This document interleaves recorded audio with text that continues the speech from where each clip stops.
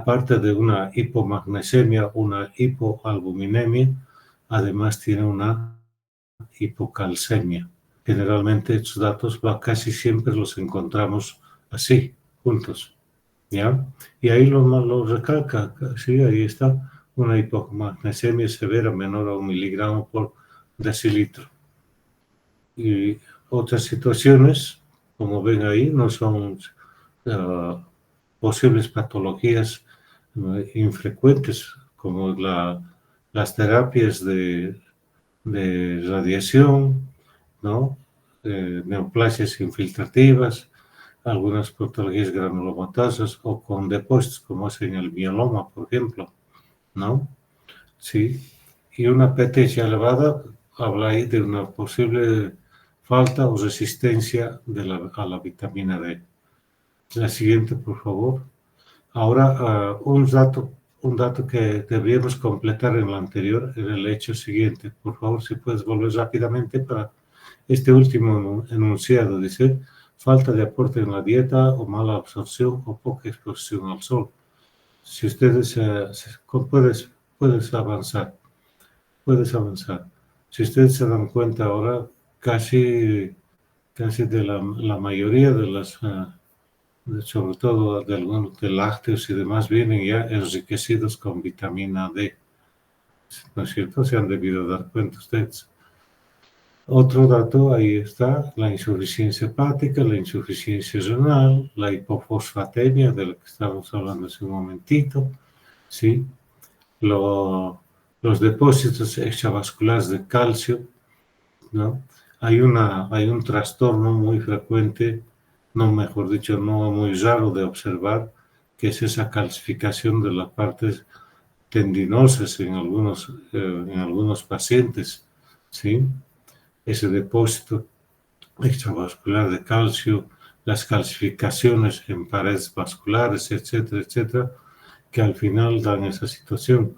Y no nos extrañamos de encontrar en esto a veces una calcificación inclusive de las paratiroides, de las glándulas paratiroides, ¿sí?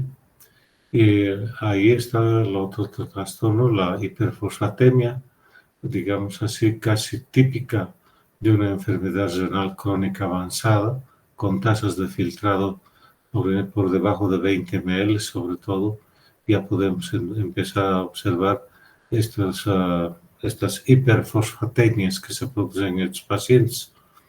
La destrucción tisular, desde luego, metástasis osteoblásticas, con generación de tejidos y demás, y de células regenerativas, ¿no es cierto? Y en este caso a nivel del hueso. Cánceres de mama, de próstata, la pancreatitis y lógicamente la insuficiencia renal crónica.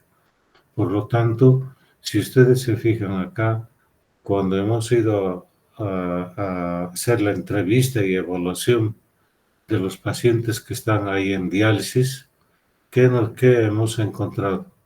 Toditos están recibiendo calcio en forma de carbonato de calcio, ¿sí?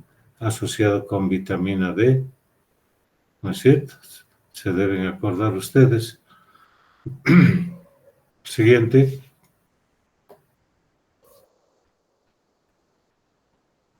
Bien. Otra causa de hipocalcemias, ¿sí? Nuevamente tenemos que pensar en qué situaciones ahí dice, por ejemplo, efecto del lactato como quelante del calcio. ¿En qué situaciones podemos encontrar eso?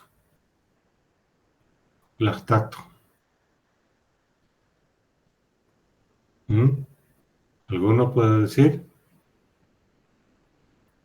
Un poco relacionado con lo que dice a continuación, la politransfusión de paquetes de glóbulos rojos o sangre total. Y ahí está que el citrato, sí, actúa como un quelante del calcio. Entonces, nos va a hacer que podamos detectar un problema de hipocalcemia después de una politransfusión.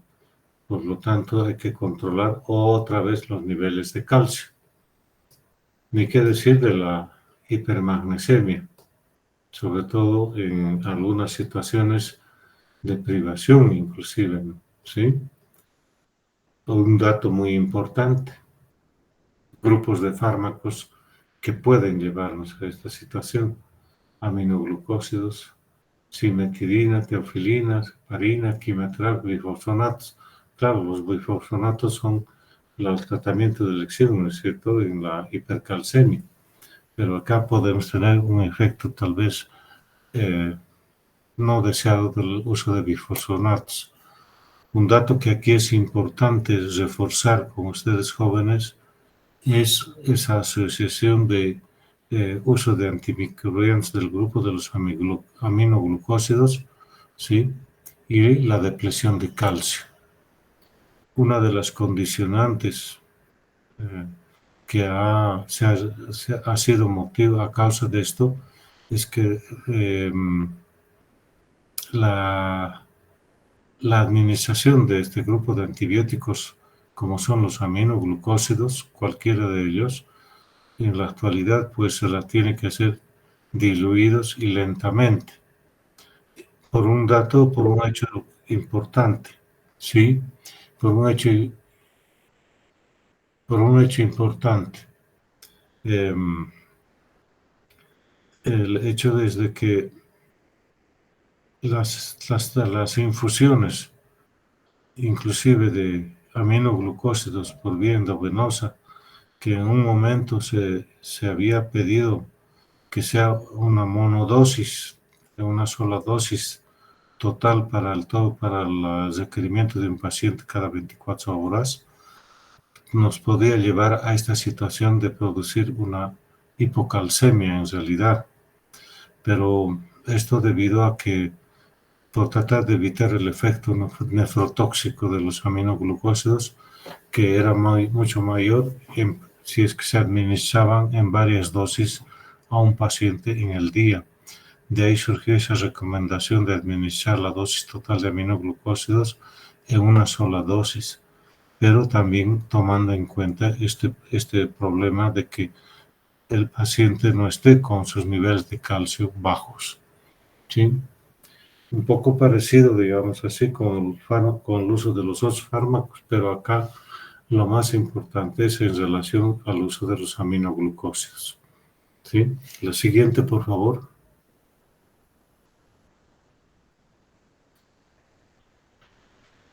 Un poco aquí, la clínica de la hipocalcemia, claramente se ve ahí, ¿sí? Mucho va a depender, así como en con lo del potasio, ¿sí?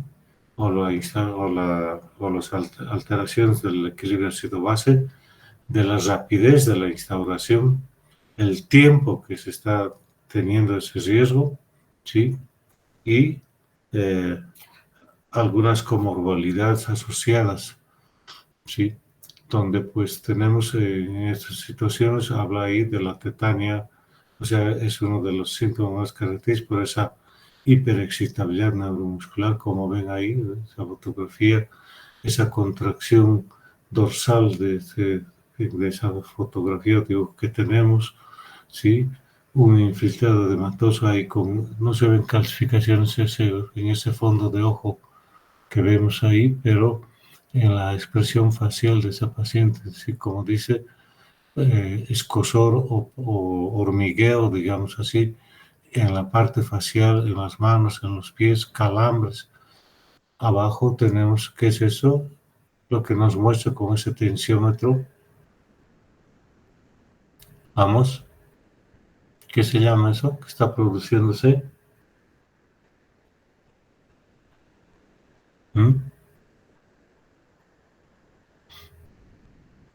Entonces es el espasmo escarpopedal, no se olviden de eso, con la flexión del dedo pulgar hacia la palma de la mano, no se olviden. Igualmente vemos ahí en ese otro dibujo que nos muestra la mano de un paciente con hipocalcemia.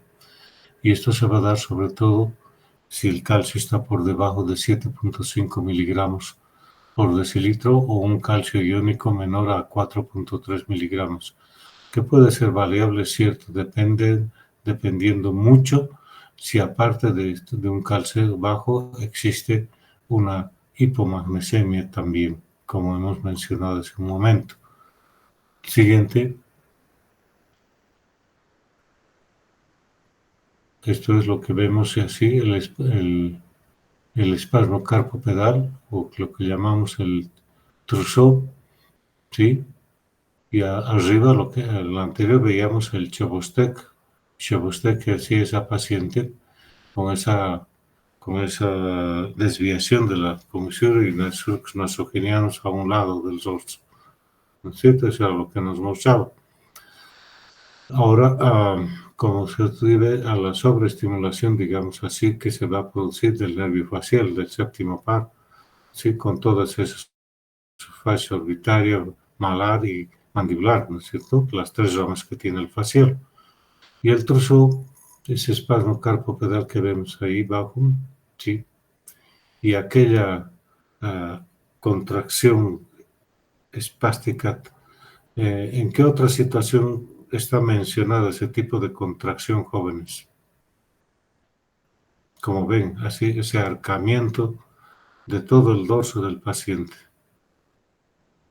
Vamos, ¿alguien puede decir?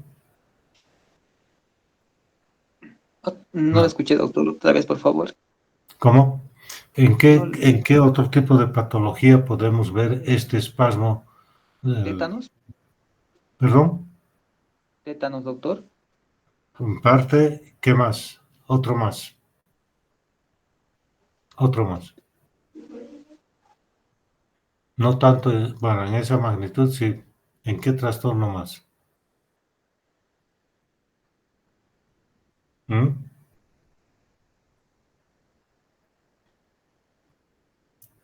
No es frecuente, pero se da.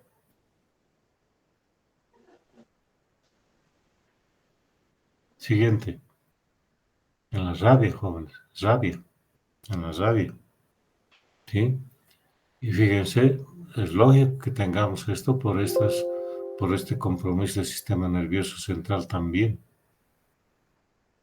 Convulsiones, inestabilidad emocional, ansiedad, depresión, confusión, psicosis, y que felizmente pueden ser reversibles fácilmente con esas infusiones de gluconato de calcio. Felizmente se puede revertir, pues no tan rápidamente, sí, pero no inmediatamente, sino de a poco, ¿sí?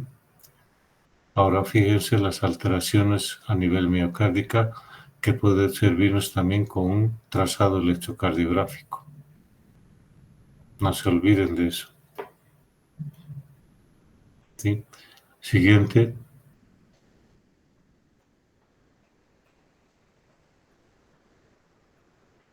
Entre los exámenes, en realidad, los que ya hemos visto en todos los otros protocolos para los otros electrolitos, y prácticamente, si se fijan ustedes, casi es lo mismo para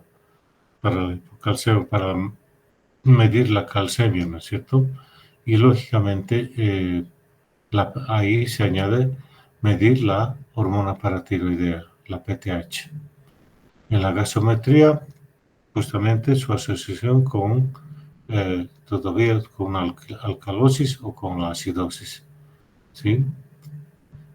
Y finalmente, este otro trastorno de su participación en cuanto hace a los trastornos a nivel de la coagulación, pero más que todo predominan las otras respuestas, ¿sí? Y el electrocardiograma que ya lo he mencionado. Siguiente.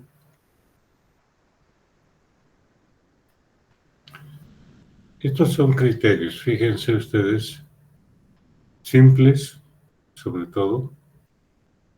Ahora, el objetivo de corregir esa hipocalcemia es reponer el calcio por lo menos a un poquito por encima de los 8 miligramos por decilitro, que es el límite inferior mínimo, ¿no es cierto?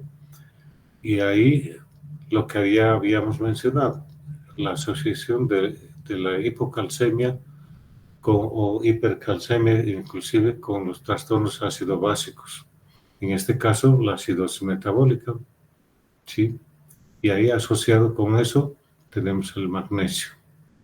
Imagínense ustedes sobre esos dos trastornos de calcio y magnesio que se asocia ahí una hipoalbuminemia más. Estamos con un problema bastante complejo, no es fácil ese manejo, ¿sí? Si hay hiperfosfatemia, como dice ahí, corregir primero la hiperfosfatemia. Eso también es con soluciones, va a forzar diuresis, que seguramente vamos a mencionar un poco después. Y este es un dato que hay que tener muy en cuenta, jóvenes. Cuidado con estar reponiendo calcio y a la vez estar administrando bicarbonato de sodio, ¿sí? O además algún componente que tenga fósforo, que pueden precipitar y formar sales insolubles prácticamente. Ese es un dato que tenemos siempre que tomar en cuenta cuando vamos a tratar de corregir este trastorno del calcio. Siguiente.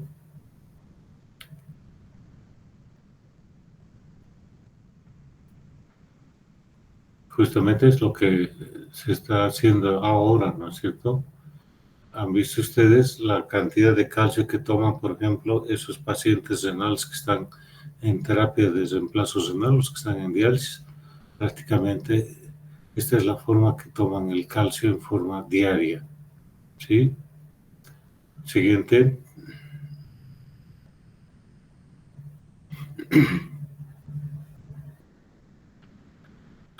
¿Por qué será que es una emergencia médica esa hipocalcemia, ese calcio menor a 7.5 miligramos?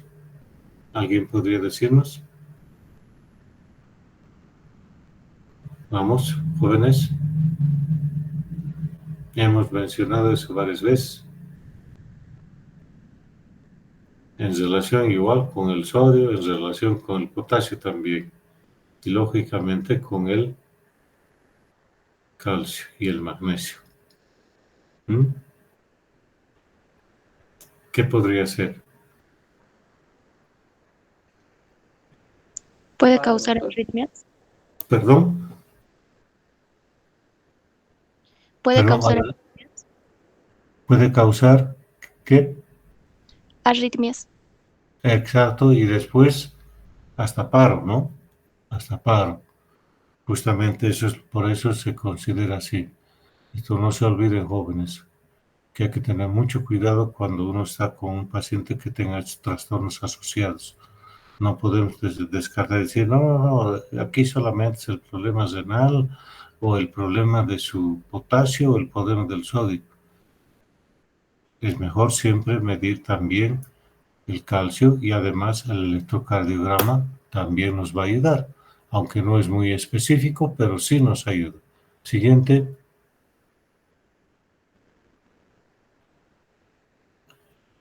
Ahí están algunas presentaciones.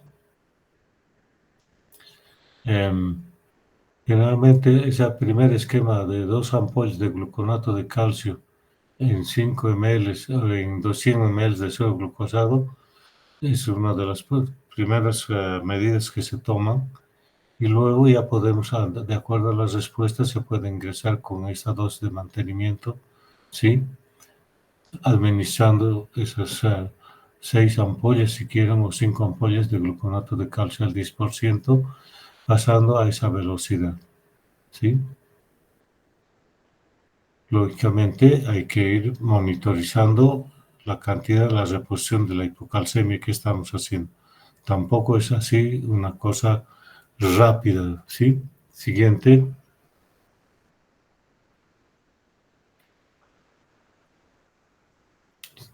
Ahí estamos asociando, si se han fijado, se acuerdan ustedes que esos pacientes que hemos visto ahí en la unidad de diálisis están tomando, muchos de ellos también, calcitriol en esa dosis, 0,25, a veces se puede dar hasta 2 veces al día o una vez por día mientras se corrige ese calcio, ¿sí?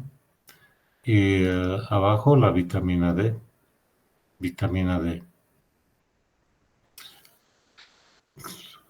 Si se fijan ustedes, son tratamientos que no son, digamos, tan complejos, pero sí tenemos que tener en cuenta estos trastornos en todo paciente que tenga un compromiso hemodinámico importante, como es un paciente séptico, como es un paciente que está en estado de choque, como es un paciente nefrópata crónico con una tasa de filtrado menor a 10 a 20 ml por minuto, como un paciente quemado, un paciente politraumatizado. O sea, son grupos pacientes de riesgo que no podemos tener en cuenta en el momento que estamos ante un paciente con esas condiciones. Siguiente. Y fíjense ustedes este flujograma que yo creo que para cualquiera es de utilidad inmediata, si quieren, en la consulta o en la emergencia.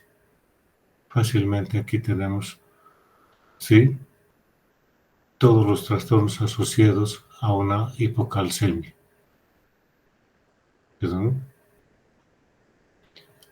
Y ahí está una hipocalcemia fuera de los fármacos. Si se fijan ustedes, fármacos que no son de uso esporádico, sino más bien de uso muy frecuente, inclusive de venta libre, si se fijan muchos de ellos. Y lógicamente es pacientes con un compromiso del estado hemodinámico, como esos pacientes con sepsis, con pacientes con pancreatitis, metástasis óseas, destrucción de tejido, con un posible traumatizado, politraumatizado, quemado, o el paciente politransfundido. Sí. Estas son situaciones que no son raras, si se dan cuenta. O sea que tenemos nomás que tener muy en mente, y es mejor tener estos algoritmos, si es posible, a la mano en una de estas situaciones. La siguiente. Oh, ahora sí, ahora nos vamos al otro lado. Fíjense, si las proteínas plasmáticas están alteradas, es decir, proteína baja, ¿no es cierto? Hipoalbuminemia, habíamos pensado hace un momento, ¿sí? Y dice que se disminuye el calcio por cada gramo de elevado de proteínas plasmáticas, en este caso de la albúmina. Esto es lo que tenemos que tener en cuenta cuando estamos corrigiendo la hipoalbuminemia con infusiones de albúmina en un paciente, ¿sí? Hay que tener cuidado con eso. Felizmente no son tan de dosis muy exactas que tenemos que manejar, pero sí podemos darnos esa chance.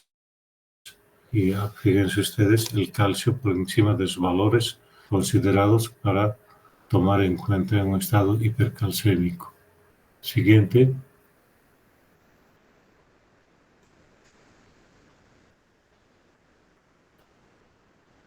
%, hiperpara, ¿sí? Y neoplasias malignas. Fíjense ustedes cómo esos pacientes nefrópatas otra vez pueden llegar a esta situación por un hiperparatiroidismo, en este caso secundario al problema renal, pero ni aún así podemos conseguir nivelar sus niveles de calcio. Y para corregir todo esto tenemos que intervenir de esa forma, corrigiendo estas patologías de base. Que no se les pase por alto, fíjense, estos trastornos malignos o patologías malignas que no son infrecuentes, ¿sí? Incluso estos trastornos con componente multisistémico ¿cómo se dice? Endocrino, ¿no? ¿Sí? Ya lo hemos visto, la insuficiencia renal crónica, la tuberculosis, sarcoidosis, otra vez aquí algunos fármacos de uso frecuente, ¿ya? Y otro dato importante, la inmovilización prolongada. No se olviden de eso, una de las causas que podría llevarnos a una hipercalciuria, pero generalmente esa hipercalcemia que vamos a encontrar es por resorción ósea, ¿no es cierto? En estos pacientes que están con una inmovilización prolongada. La siguiente.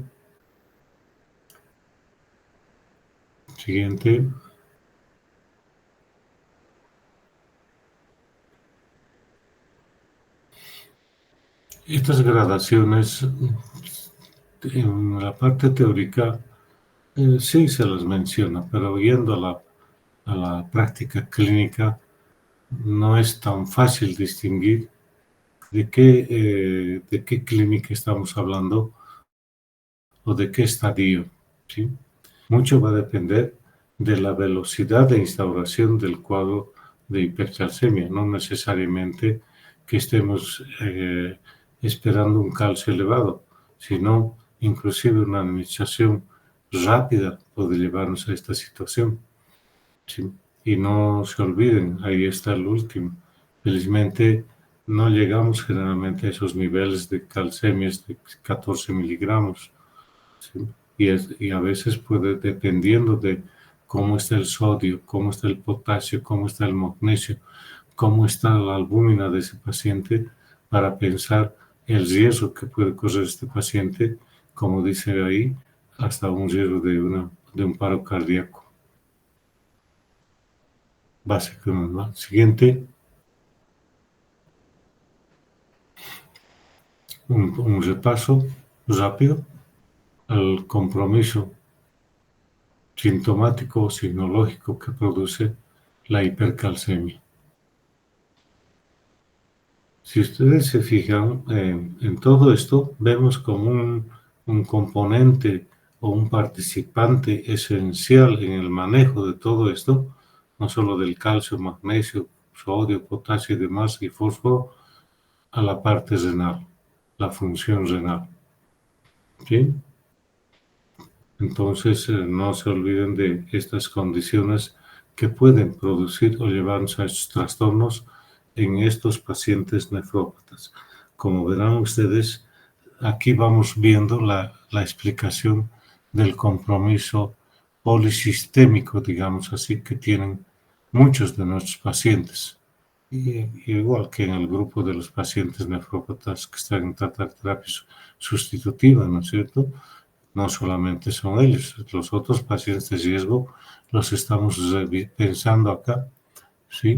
No solamente en un paciente renal, sino fíjense todos estos otros pacientes, grupos de pacientes que están expuestos a esto. ¿Sí? Siguiente.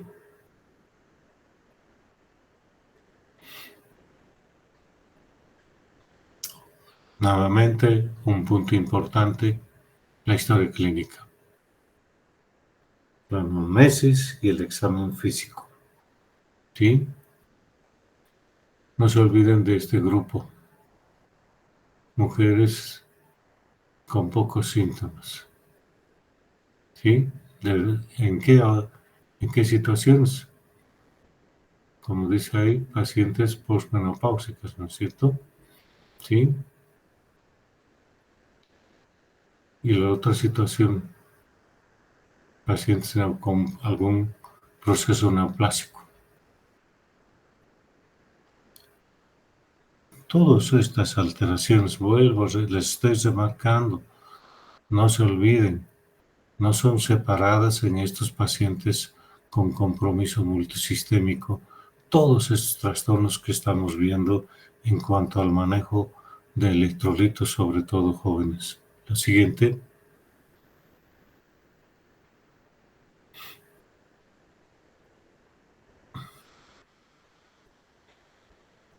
Medidas simples, ¿no? Como ven ahí ustedes. Una buena hidratación para aumentar la excreción renal de calcio, si quieren. Estimular una calciuria que se produzca en esos pacientes, ¿sí? Y, sobre todo, evitar que el calcio siga saliéndose del hueso. O sea, ahí prácticamente estamos hablando de un hiperpara, ¿no? Hiperparatiroidismo, desde luego, que hay que también corregirlo rápidamente una vez que tengamos la dosificación de la PTH en plasma. Pero antes de eso, a veces una ecografía de cuello a veces ya nos muestra paratiroides inclusive calcificadas por esta situación. Siguiente.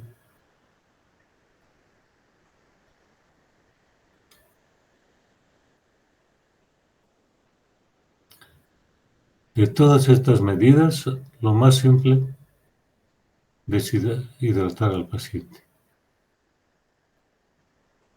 Fácil. Nada de complicado. Siguiente.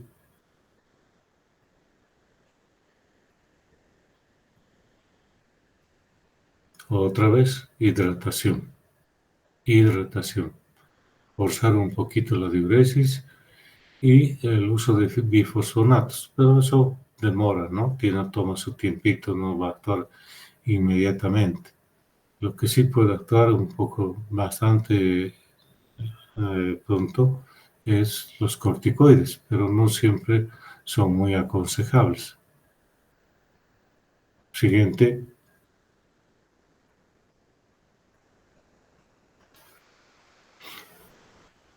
Y aquí entra ese otro grupo de fármacos que habíamos mencionado ya, el uso de los bifosfonatos. Y ahí están los que más se usan: el soledinonato por vía intravenosa, diluido desolublemente, el pamidrato, y existen los otros más. Y este flujograma que vemos a la izquierda, no lo pasen por alto, por favor. Fíjense ustedes que haya una disminución de lo que hace para facilitar la pérdida de calcio en estos estados hipercalcémicos, aumentar la diuresis con hidratación, diuréticos, inclusive asociar furosemida con tiazidas para tener una mejor respuesta para eliminar lo más rápidamente posible ese exceso de calcio. ¿Sí? A ver, ¿podemos ver alguna más? Siguiente.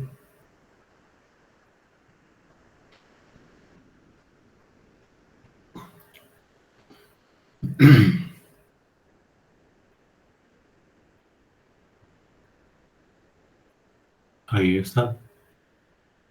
Para inhibir la reabsorción de calcio a nivel del intestino y a nivel de la salida de calcio del hueso, la calcitonina. ¿Sí? Se puede usar como dice ahí, ¿sí? Por vía subcutánea, ¿sí? Dosis mínimas, 4 a 8 unidades por kilo. Y lógicamente hay que ir midiendo los niveles de calcio si empezamos a usar, sobre todo a las 12 horas, generalmente, o 24 horas de la primera administración, es lo que se puede pedir el control. ¿Sí? Y lo que más disponemos, más que la calcitonina, son los corticoides. Seguramente está mencionado ahí. ¿Podemos pasar, por favor? Justamente, ¿ve? Ahí tenemos ese grupo de corticoides. Tenemos la hidrocortisona por vía intravenosa, la misma dexametasona, la metilprednisolona.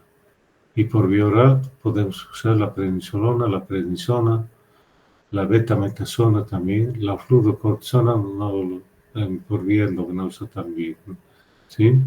No tenemos. Entonces ahí tenemos corticoides que disponemos en nuestro medio, ¿no?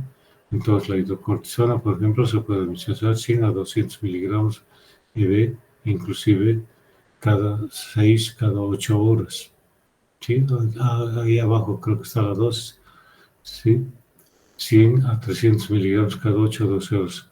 La metilprednisolona, 500 miligramos cada 24 horas, hasta 1 gramo podemos pasar la metilprednisolona en bolos o pulsos que llamamos en otra forma, otra terminología, ¿no? La pulsoterapia con corticoides.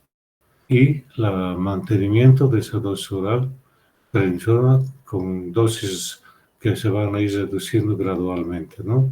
Podemos empezar con eso. Muchos esquemas recomiendan no pasar de los 60 miligramos de prednisona en los primeros días para luego ir bajando progresivamente. No es no es un retiro inmediato de los corticoides, siempre hay que ir retirando gradualmente hasta llegar a las dosis mínimas o de mantenimiento si es necesario. Siguiente.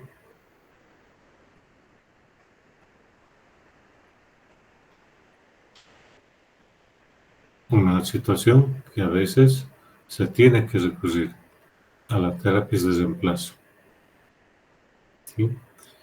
Ahora, siempre y cuando el paciente nos permita tener o tenga un cierto grado de estabilidad hemodinámica. No podemos prescribir una hemodiálisis a un paciente inestable hemodinámicamente, ¿sí? No es fácil, pero se puede hacer una hemodiálisis lenta, con más que todo hemofiltración, nada más sin retirar volumen. Inicialmente se puede intentar hacer una terapia de reemplazo hemodialítica. Siguiente. Qué bueno. ¿Alguna pregunta en relación al calcio, jóvenes? Porque no es una situación muy inusual, digamos así, que tengamos este tipo de pacientes. Vamos. Creo que no, doctor. Creo que no hay preguntas, doctor. ¿Perdón? Creo que no hay preguntas, doctor. Ya. Bueno, entonces entramos un poco a esto del magnesio, ¿sí? Ya lo hemos mencionado repetidas veces, inclusive desde que hemos empezado a revisar lo que es el manejo del potasio, ¿no? Y más que aún con esto del calcio y seguramente con el fósforo igualmente vamos a tener que revisar esta parte y la participación del magnesio en todas estas mecanismos de estabilizar membranas, regular respuestas hormonales, enzimáticas o electrolíticas, sobre todo a nivel intra y extracelular, ¿sí? Con esos pasajes y bombas de paso que se tienen en muchas de las membranas celulares y que tienen que ver con estas concentraciones del magnesio, que si bien sus cantidades son mínimas, ¿no? Pero en un momento dado son importantes, como han escuchado hasta ahora, cómo tenemos que tener la corrección del magnesio, sobre todo en esas situaciones donde tenemos que corregir tanto el calcio como el potasio, por ejemplo. ¿Sí? ¿Y qué dice que cumple? Es un cofactor, dice, de todas las reacciones enzimáticas que involucran al ATP, o sea, generación de energía, y como parte a nivel de las membranas celulares que regulan o participan en la excitabilidad eléctrica de las células, tanto musculares y nerviosas principalmente. ¿Sí? No existe mucho problema en cuanto a la administración en la dieta, digamos así, del magnesio. Vamos, siguiente.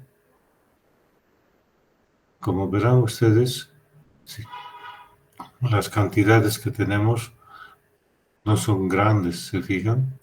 1.8 a 2.4 miligramos por decilitro. Generalmente las hipomagnesemias que pueden dar traducción o repercusión clínica están por debajo de 1.5, 1.2 o 1 miligramos. ¿Sí? Y eso es lo que vamos a ver enseguida. Siguiente.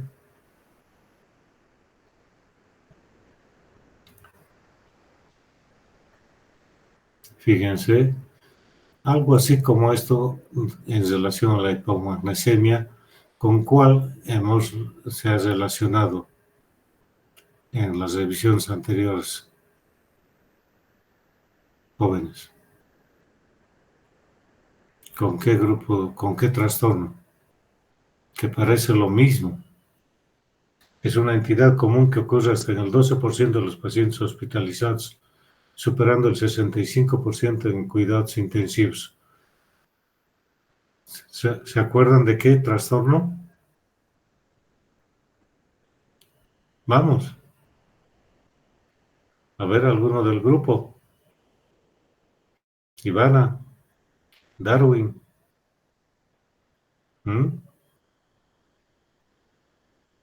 Nada. En la hiponatremia, pues chicos, ¿no se acuerdan de eso? Fíjense, pareciera que estuvieran relacionados. Y se asocia, dice, a múltiples alteraciones bioquímicas. Hipocalcemia, acabamos de ver, potasio bajo, alcalosis metabólica. ¿Y dónde vemos esos trastornos? En trastornos del sodio, ¿no? Sí. El síndrome metabólico y la hipertensión, sí, en algunas situaciones también pueden estar asociadas, pero más frecuente en ese grupo de pacientes, ahí está. Pacientes hospitalizados y pacientes en unidades de terapia intensiva. Vamos. Siguiente.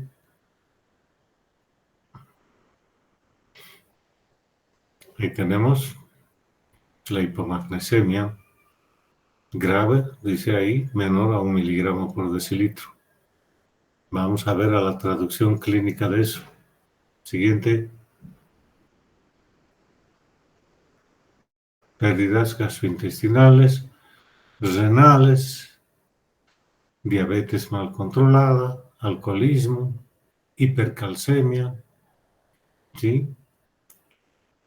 Ahí está otro trastorno frecuente en la IRA, ¿no? La necrosis tubular aguda, la uropatía obstructiva, la disfunción renal en un riñón trasplantado, ¿sí? Y el Bartter, la hipomagnesemia familiar. Ahí esta puede estar asociada a otros trastornos también en cuanto a manejo de calcio y demás. ¿No? El Gitelman, el Lidl, son otros síndromes que pueden estar asociados también a un trastorno en el manejo del magnesio. Y ahí están los fármacos, grupos de fármacos que no son de uso esporádico, ¿no? Todos los conocemos, ¿sí? Antimicrobianos, diuréticos, anticalcinurínicos, antineoplásicos, y ahí la lista es bastante larga. La siguiente, por favor. Este es un dato importante. Fíjense ustedes, ¿qué es lo que estamos viendo ahí?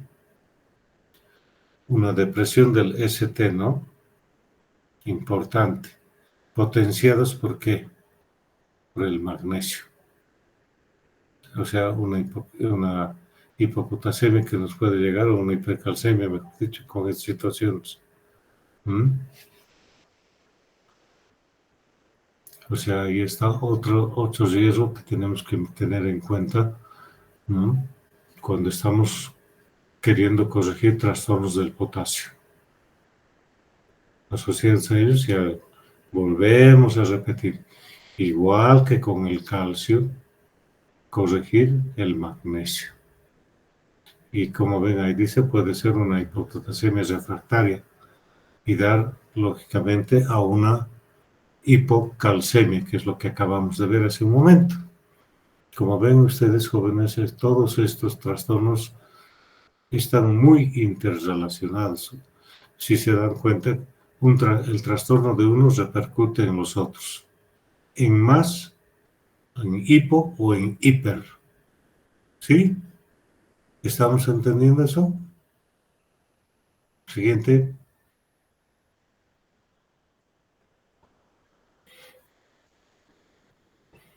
Otra vez, ¿eh? Trastornos de quién? De potasio, sobre todo nos está recalcando, pero también tendríamos que pensar en el calcio, como han visto hace un momento. Diuréticos. La intoxicación por digoxina es facilitada por la hipomagnesemia que puede tener el paciente. No es raro eso de observar. Por lo tanto, siempre tenemos que estar en cuenta midiendo el magnesio de los pacientes que están usando digitálicos. ¿Sí? Luego, fíjense ustedes las otras situaciones. Hiperexcitabilidad, tremor, tetania, convulsiones. Si ustedes se fijan en qué paciente podríamos tener esta sintomatología. ¿Podría alguien decirme? ¿En qué paciente tendríamos esto? Estas respuestas neuromusculares, como dice ahí. Ahora, si quieren, añadimos ahí, aparte de esto, la manifestación cardíaca. A ver, continuemos. Continuemos. Ahí está.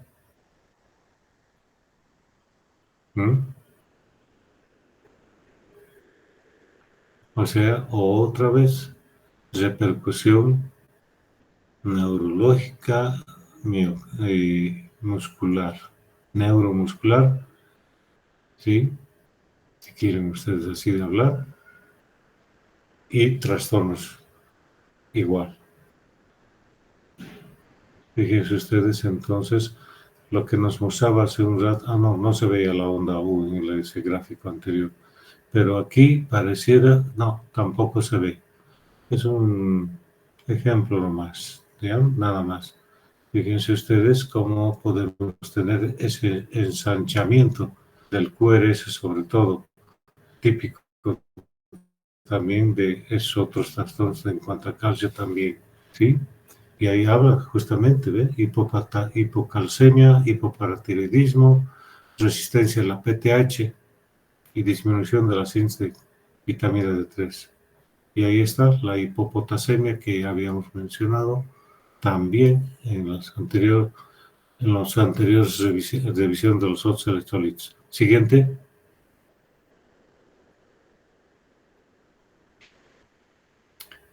Otra vez, ¿por qué creen que tenemos acá? ¿Ve? Función renal, sodio, potasio.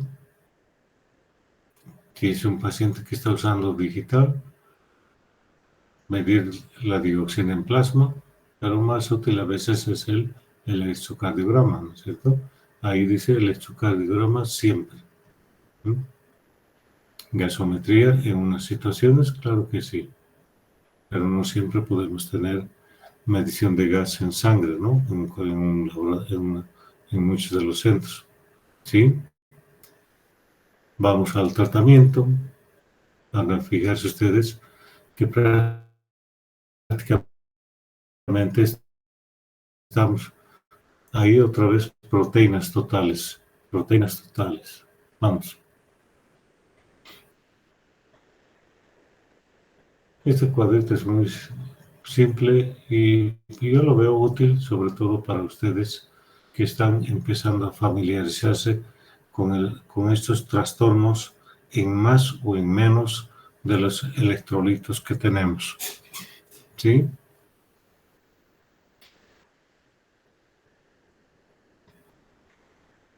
Hace un momento les decía en qué pacientes podemos tener esta situación de un calcio bajo o un magnesio bajo.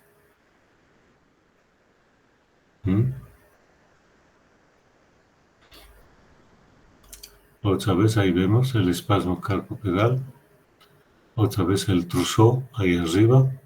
Nos está mostrando las ramas del facial. ¿Asociados a qué? Mioclonias, convulsiones, debilidad, ¿sí? Y todos los otros que hemos visto ya con el calcio. Y ahí está resaltado, descartar hipocalcemia asociada. Con esto, ¿qué estamos dando a entender? Que estamos nomás obligados a que siempre tengamos que medir estos electrolitos también. ¿sí? Así que fíjense ustedes, ese sulfato de magnesio, ¿en quiénes podríamos utilizar? Aparte de lo que está aquí, dice hipomagnesemia moderada o grave o sintomática. ¿Se acuerdan ustedes?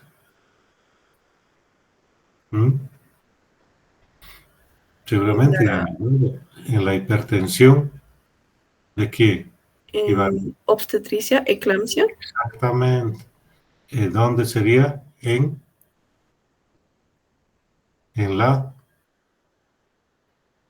qué trastorno? En obstetricia. Preeclampsia. Exacto, pues, exacto. Ahí está. Todo eso que me ves ahí anotado, vamos a corregir en un paciente que esté haciendo esto. ¿Ve? Como ven entonces, cómo vamos administrando o vamos conociendo este manejo de electrolitos. La siguiente.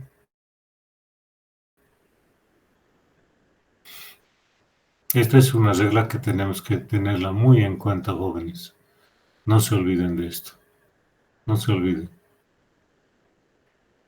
Hay que siempre diluir. Pero en algunos pacientes no hemos utilizado, en estos pacientes que están por convulsionar, sobre todo en una preeclampsia o queriendo ir a una eclampsia, ¿sí? La administración casi en bolo de sulfato de magnesio, hasta que se prepare la posible interrupción del embarazo en este grupo de pacientes. Una situación que ustedes la puedan tener el día de mañana en una emergencia o en una consulta externa. Esto es para eso, es lo que están aprendiendo estas situaciones de los trastornos hidroelectrolíticos. Siguiente.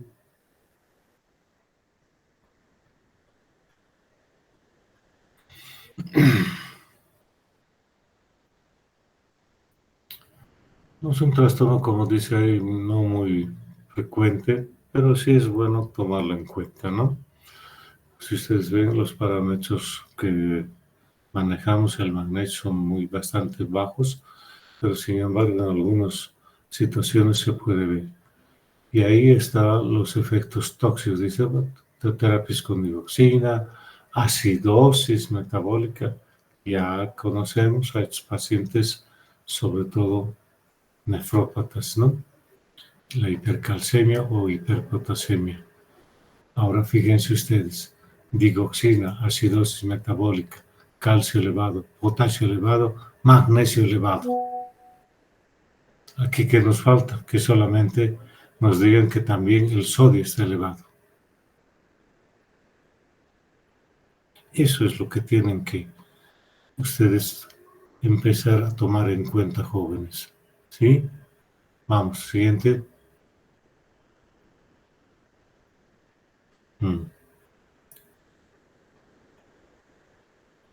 No son muy elevados los niveles, ¿no? De 2.4 a 5 aparentemente no es, pero sin embargo, si está asociado a los otros trastornos electrolíticos, lógicamente que va a ser de mucho riesgo para el paciente, con todo eso que hemos visto, ¿no? Sí, afectación sobre la contractibilidad nerviosa y cardíaca sobre todo. Vamos, siguiente. Un esquemita simple de la clínica. Lo que nosotros tenemos que tener en cuenta es ese trastorno que hemos visto. Electrocardiograma, QRS, PR y QT. ¿Sí? Lógicamente en situaciones más de emergencia, y ahí ven depresión respiratoria, bloqueo AB, y otra vez un poquito lo que hemos visto en el magnesio bajo. Pareciera que a la larga un magnesio alto y un magnesio bajo, una hiper o una hipomagnesemia, prácticamente nos estuvieran conduciendo en situaciones extremas, una hipomagnesiemia severa con una hipermagnesiemia también mayor a 15 miliequivalentes, estamos con esos riesgos. ¿Sí? Siguiente, jóvenes.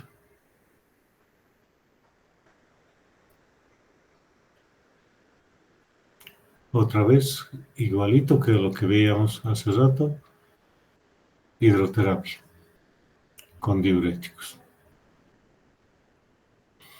Y lógicamente, ahí está, contrarrestando un poquito, administrar calcio en infusión. En todos estos trastornos, como vemos, las terapias difieren colocando los mismos componentes en dosis mayores o en dosis menores para corregir el trastorno. Si se fijan ustedes, no es. Lo importante es que sepamos reconocer los signos clínicos, si quieren ustedes, de un paciente con trastornos de electrolitos y lógicamente, de líquido también. Esa va a ser una de las condicionantes, ¿no? Hiperhidratado o deshidratado, como habíamos mencionado en las clases anteriores. Esa diferencia en pacientes depletados de agua o depletados de agua y electrolitos. Siguiente.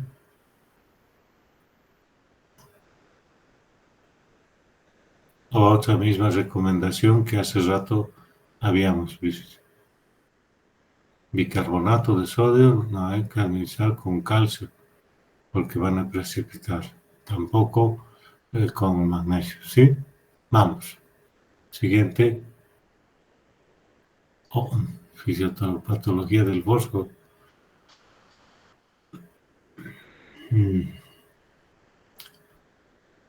Este aspecto podríamos un poquito, si quieren ustedes, no obviarlo, sino tenerlo en cuenta en cuanto a los trastornos del fósforo y sobre todo, como dice ahí, está más o menos dependiente. Si se fijan ustedes, jóvenes, perdón, ¿sí? ¿Alguien le ha levantado? Perdón. ¿Sí? Igual que el calcio. 85% en el hueso, como hidroxiapatita sódica, y el 8% con el calcio también en esa misma forma, ¿no? Y lógicamente otro que está como el calcio transportado en plasma con albúmina. ¿Sí? Y lógicamente los alimentos que tienen que tienen contenido en fosfatos. Muchas veces hablamos acá de los productos de mar, ¿no es cierto? Vamos.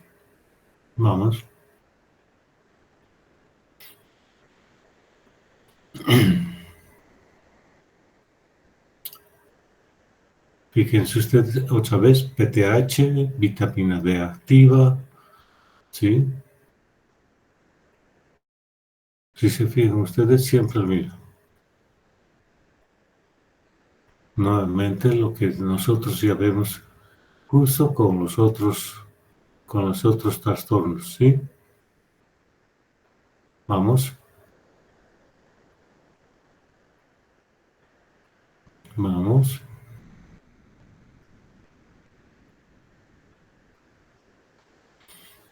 En relación a los otros trastornos, básicamente vemos que el porcentaje, digamos, de incidencia de este trastorno es bastante baja, ¿no? Aún en pacientes hospitalizados. Pero este otro grupo de pacientes que menciono ahí, pacientes alcohólicos, pues pueden tener este déficit importante, así como aquellos pacientes con un compromiso multisistémico, como ven ahí, la sepsis o el trauma severo, ¿no?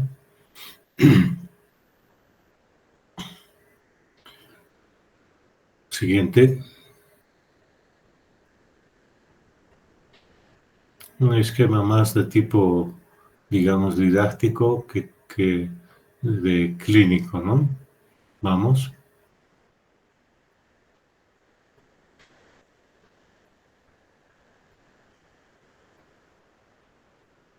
Esto es bien, sobre todo para tomar en cuenta en quiénes. Si se fijan ustedes en pérdidas renales, dice, ahí tenemos el Fanconi, el alcoholismo. ¿Sí? Otra vez en ese mismo grupo, pacientes descompensados diabéticos, pacientes hiperparatiroideos, como vemos en los otros trastornos, ¿no? Del magnesio, del calcio, ¿sí? En realidad casi situaciones parecidas. Y acá la cetoacidosis diabética, una entrada rápida del fósforo al intracelular, como se puede hacer en las terapias donde estamos queriendo reintroducir, por ejemplo, el potasio a nivel de la célula con las infusiones de insulina, ¿no es cierto? Y glucosa.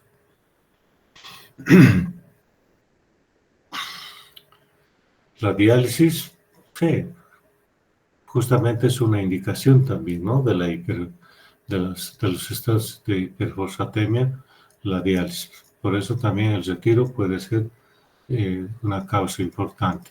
Adelante.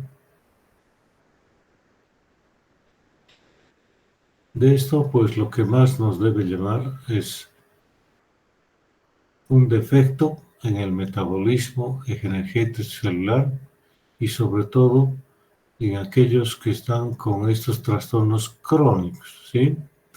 Y como siempre, dependiendo de la severidad y del tiempo de duración de la depleción de fosfato. No es muy frecuente esta situación, pero se puede esperar encontrar. Siguiente.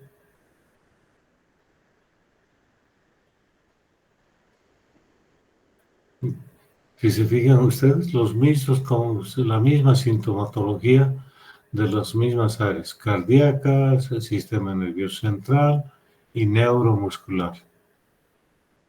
¿Sí? Pareciera que como si estuviéramos repitiendo, ¿no? La sintomatología o signología de estos trastornos hidroelectrolíticos al final. Vamos, siguiente.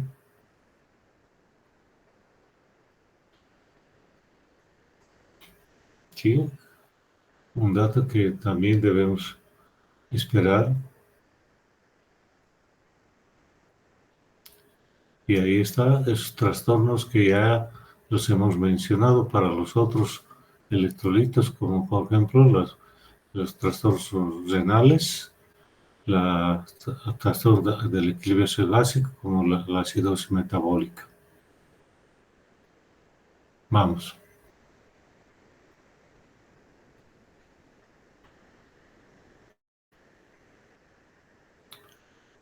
Un poco que nos da a entender que pareciera ser que ese trastorno no es tan frecuente, ¿no? Por eso no vemos un manejo tan estrecho, digamos así, de lo que es el trastorno del fósforo en cuanto a niveles bajos. Siguiente.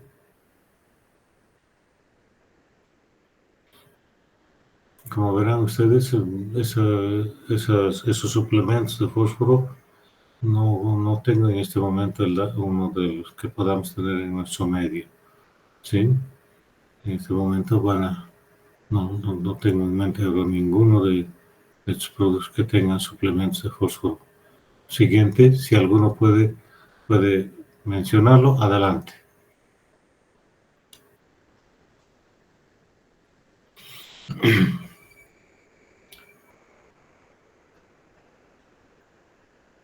Como verán ustedes, son dosis prácticamente bastante bajas que se necesitan usar, pero en realidad en la práctica clínica el manejo del fósforo y demás no hemos sido muy activos, digamos, en esa situación. Siguiente, por esta escasa frecuencia, digamos así, que se requiere.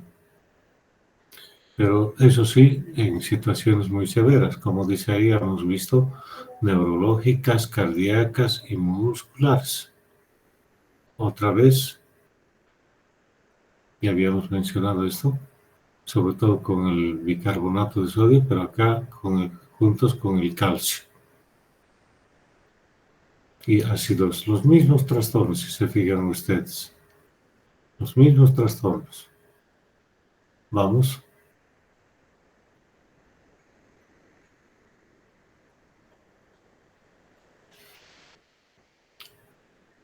Como ven ustedes, es rara con una función renal normal. Es por eso que estos trastornos los vamos a ver, a no ser que haya un paciente que esté con características como aquellos pacientes, por ejemplo, con trauma severos, pacientes sépticos, por ejemplo, pero ni aún así, sobre todo en trauma, ¿no? En pacientes con traumas extensos. Tal vez algunos pacientes sépticos, sí, también pacientes grandes quemados. Y lógicamente ahí está la causa más frecuente, la insuficiencia renal crónica, sobre todo. ¿Sí? Vamos, siguiente.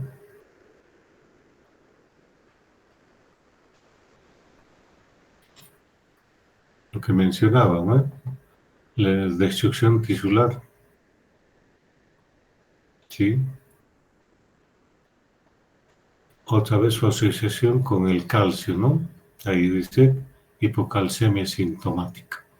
O precipitación de esto es lo que hace un momento decía, precipitación de cristales de fosfato cálcico, sobre todo, que inclusive podemos encontrar un tipo de cálculos si quieren en algunos pacientes, como en la nefrocalcinosis, por ejemplo. ¿Sí? Lisis tumoral, radiomiolisis, hemólisis por politransfusiones de sangre guardada, digamos, sangre de banco, como se dice.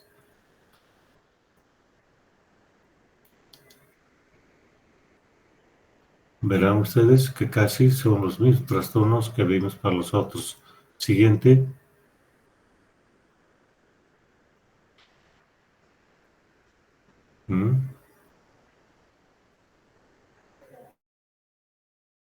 No son trastornos nuevos, ¿no? Si se fijan ustedes, es como si los estuviéramos repitiendo los mismos trastornos o clínica, si quieren, signológica o sintomatológica de los otros trastornos. ¿Sí? Vamos. Siguiente.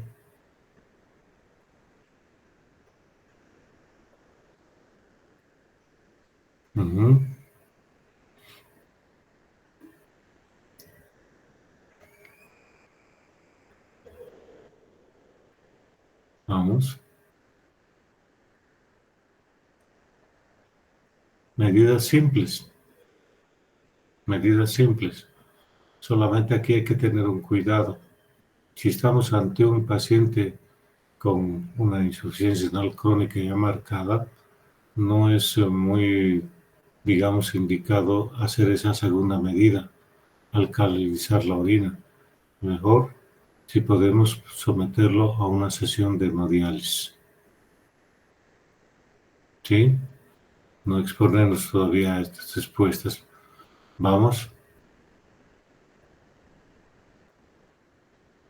Y esto es lo que hacemos en estos pacientes renales crónicos. ¿Han visto? Administrar quelantes de fósforo, el carbonato de calcio, hasta 3 gramos en algunas situaciones, ahí está. ¿Sí? Y algunos pacientes con quelantes de calcio, si es que queremos, si es que no sé, como es el sebelamero o sebelamer también, en esas dosis. El hidróxido de aluminio o otro quelante del fósforo también, ¿sí? Lo malo es que también eso no solamente nos va a quelar al fósforo, sino también al calcio. Por eso que el hidróxido de aluminio en los como antiácido prácticamente ya se lo ha restringido bastante por este riesgo de, uno, de intoxicación por aluminio y dos, por esta acción quelante. No se olviden de eso. Vamos. Bien, jóvenes. Ya. Mañana entramos a este capítulo, por favor. Yo les pediría si podemos adelantar directamente algunos trastornos, porque como el tema es extenso, no quisiera recargarles mucho porque se van a confundir. Si no tenemos todavía una buena base para estos trastornos hidroelectrolíticos, no va a serles muy fácil la comprensión de este tema, de este complejo que es las alteraciones del equilibrio ácido-base. Así que, por favor, si mañana temprano podemos estar como ahora puntuales, mejor. ¿Está bien? ¿Sí? Vamos a tratar de simplificar lo que más se pueda esta temática. ¿Está bien, jóvenes? ¿Sí? Está bien, doctor. Listo, Ivana. Mañana esperemos que, así como dicen que han comprendido ahora, esperemos que mañana también tengamos eso. Pero es bueno siempre que vayan ya leyendo, si es que pueden hacerlo, por favor. Al menos si no tienen una prueba ya nomás de algún parcial, lean este capítulo. No van a poder sino entender muy fácilmente. Listo, chicos, nos vemos entonces mañana. ¿Está bien? Buenas noches, doctor. Ya. Buenas noches. Buenas noches, doctor. Hasta Mañana mañana. vamos a reponer la clase de hoy día, chicos. A mi grupo me refiero. Sí, doctor, mañana vamos a reponer. ¿Cómo? Sí, mañana vamos a reponer la clase En de la hoy. mañana. En la mañana, ¿no? Sí, doctor. Ya. 8:30 los espero entonces.